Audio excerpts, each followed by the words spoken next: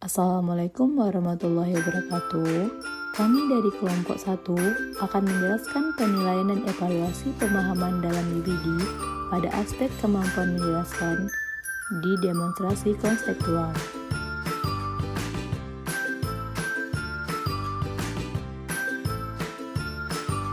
Penilaian. Penilaian dalam UBD merupakan unjuk kerja. Proses penilaian mencakup sejumlah bukti-bukti yang menunjukkan pencapaian hasil belajar peserta didik. Aspek kemampuan menjelaskan adalah untuk menggambarkan ilustrasi, teori, peristiwa, ide, atau tindakan. Kemampuan menjelaskan terdiri dari beberapa aspek, yaitu yang pertama akurat, berarti teliti, seksama, cermat, dan tepat serta benar. Dan yang kedua koheren. Koheren berarti berhubungan atau bersangkut paut yang merujuk pada hubungan struktural di antara unsur-unsur dalam sebuah pesan. Dan yang ketiga dibenarkan. Dibenarkan berarti diperbolehkan, diterima, dan diizinkan.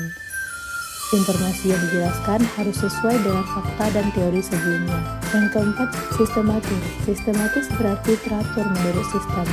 Segala usaha untuk mengurai dan merumuskan sesuatu dalam hubungan yang teratur.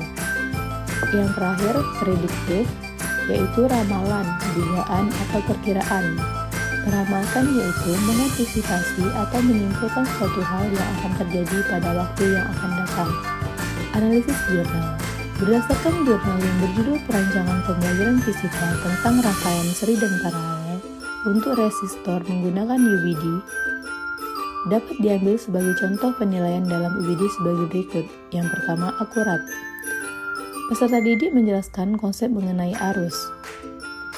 Peserta didik dapat menjelaskan karakteristik resistor yang disusun seri dan paralel.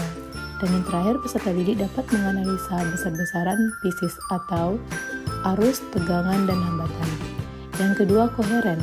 Peserta didik menjelaskan mengapa besaran bisa berbeda, dan yang kedua, peserta didik bisa menjelaskan hambatan dari arus. Yang ketiga, dapat dibenarkan.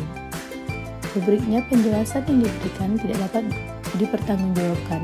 Yang kedua, penjelasan yang diberikan kurang dapat dipertanggungjawabkan.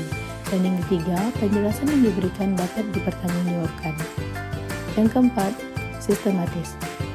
Peserta didik telah bisa menjelaskan tentang rangkaian seri dan paralel dengan urutan kalimat yang sistematis dan struktur. Dan yang terakhir, prediktif. Peserta didik dapat mengetahui hubungan arus pendek terjadi akibat adanya aliran listrik yang menyimpang dari garis kabel yang telah terpasang. Berdasarkan artikel karya Fitriana dan kawan-kawan dalam artikel ilmiah yang berjudul Pengaruh Penggunaan Gadget Terhadap Perilaku Remaja dalam Keluarga, berikut adalah contoh perilaku akurat, yaitu peserta didik dapat menjelaskan dampak penggunaan gadget, kemudian menjelaskan dampak negatif dan positif penggunaan gadget, menjelaskan pengaruh penggunaan gadget terhadap perilaku remaja. Kemudian koheren, contohnya yaitu menjelaskan mengapa gadget dapat berpengaruh bagi perilaku remaja dalam keluarga, menjelaskan dampak negatif dan positif penggunaan gadget. Kemudian dapat dibenarkan, yaitu penjelasan yang diberikan dapat dipertanggungjawabkan. Dua, penjelasan yang diberikan sangat dapat dipertanggungjawabkan dan dipercaya. Kemudian sistematis, menjelaskan secara sistematis berarti peserta didik mampu menjelaskan dengan urutan kalimat yang sistematis dan terstruktur. Artikel karya Yaumil S. dan kawan-kawan dalam artikel ilmiah pendidikan matematika yang berjudul Analisis Kemampuan Komunikasi Matematis Siswa dalam Pemecahan Masalah Matematika pada materi sistem persamaan linear dua variabel atau SPLDV ditinjau dari gaya kognitif. Kemampuan akurat. 1. Menjelaskan pengertian sistem persamaan linear dua variabel atau SPLDV. 2. Mengidentifikasi kedua variabel pada SPLDV hanya memiliki derajat 1 atau berpangkat 1. Ketiga, menelaah tidak terdapat perkalian variabel dalam setiap persamaannya. Yang kedua, ada koheren. Yang pertama, menjelaskan mengapa tidak terdapat perkalian variabel dalam setiap persamaannya. 2. Menjelaskan fungsi dari SPLDV. Ketiga, mengaitkan variabel dan koefisien. Selanjutnya, dapat dibenarkan. 1. Penjelasan yang diberikan dapat dipertanggungjawabkan. 2. Penjelasan yang diberikan sangat dapat dipertanggungjawabkan. Selanjutnya ada sistematis, yaitu menjelaskan secara sistematis berarti peserta didik mampu menjelaskan dengan urutan kalimat yang sistematis dan terstruktur. Terakhir ada prediktif.